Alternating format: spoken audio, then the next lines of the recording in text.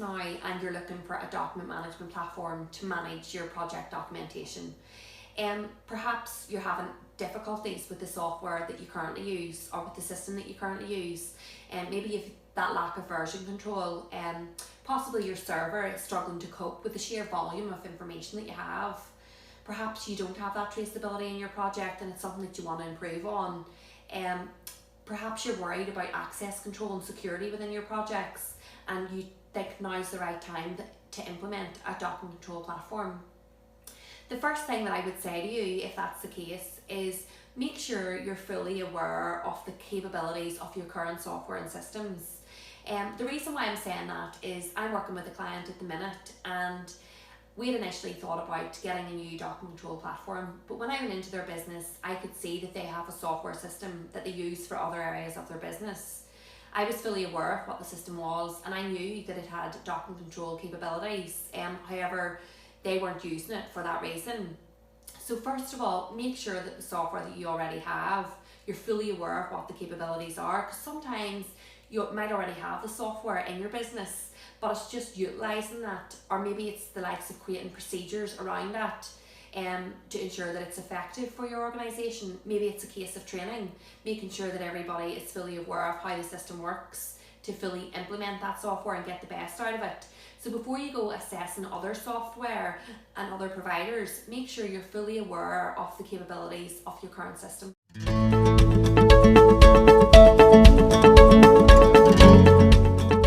There's various different platforms out there to manage your document control within your projects. So the first step is to sit down with your teams and to write down exactly what you need and want the system to do. So record that. People have different needs, organisations and projects have different needs. So perhaps needs could include that you want unlimited user access. Perhaps you need a system with unlimited storage, a system that you can bulk upload and bulk download, one that you can mark up on directly, one that you can create workflows behind to ensure that your information is compliant before it's being sent out to your clients, one that you can manage permissions on and security. Perhaps you need one that can manage correspondence, a system that will automatically create document numbers for you in line with certain protocols or standards. Perhaps you need a system that has a fully customizable dashboard, a system that provides reports, a system that maybe you can vote on particular items, a system that you can maybe log the hours that have been worked in a particular project. So there's lots of different requirements that an organisation has, and not every one organisation is the same. They will all have their different issues that they want their document control platform to solve. So sit down with your teams and record what your specific needs and wants are before you go any further.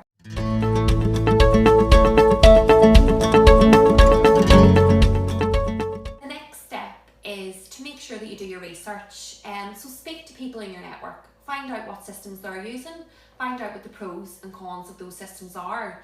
Another thing that's very useful is there's lots of blogs on the internet now available, and they will have reviews on software systems. So get into those blogs, have a read, and make a list of the pros and cons of the various systems that are available, and then try to narrow it down to around 5 different platforms that you can take further and delve into further to see if they're the right systems for you.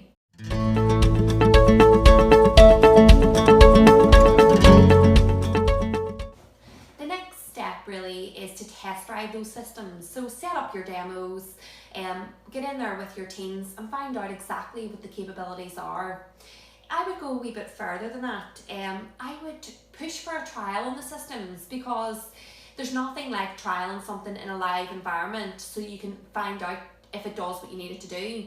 And very quickly through a trial you'll be able to see if that's the right system for you, or perhaps if there's issues there that maybe you're not happy with, so you can narrow it down even further to help you select your provider.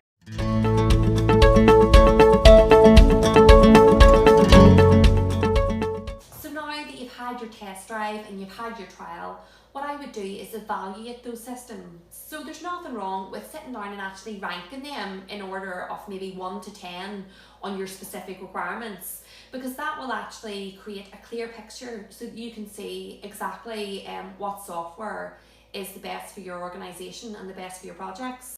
The next very important step is to evaluate your costs to make sure that you can afford the system. So basically, look at your subscription costs, but it's so important also to look at the implementation costs. Are there extra costs associated possibly with training? Is there extra costs maybe associated with the current computer package that you have? Maybe it needs a different version of Windows, maybe your software or your servers need to be upgraded. So look at not only the subscription costs, but also the costs associated with implementing that software in your organisation.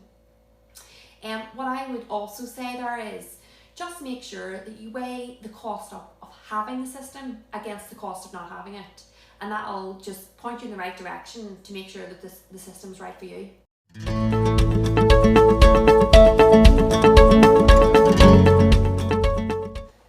So now you've done your research, you've had your trials and your demos, and you've evaluated the systems, and there's maybe a front runner for you now, and you buy into the system. The system isn't going to work overnight. It's not going to automatically solve all your problems.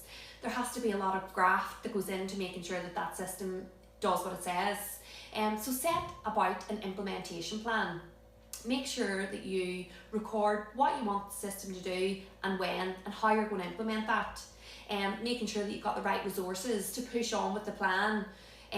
Make it time framed and specific and measurable so that you can see that the important issues are covered early on. So you can't just rest and think the system's going to do all these things for me. You have to actually follow through and make sure that you have your implementation plan, and you get that buy-in from everybody, particularly your leaders who'll push it on and your managers. So make sure then that you revisit your implementation plan on a regular basis to make sure you're on target with where you want the system to be and by what particular time frame. So that's very important to make sure that the system works for you.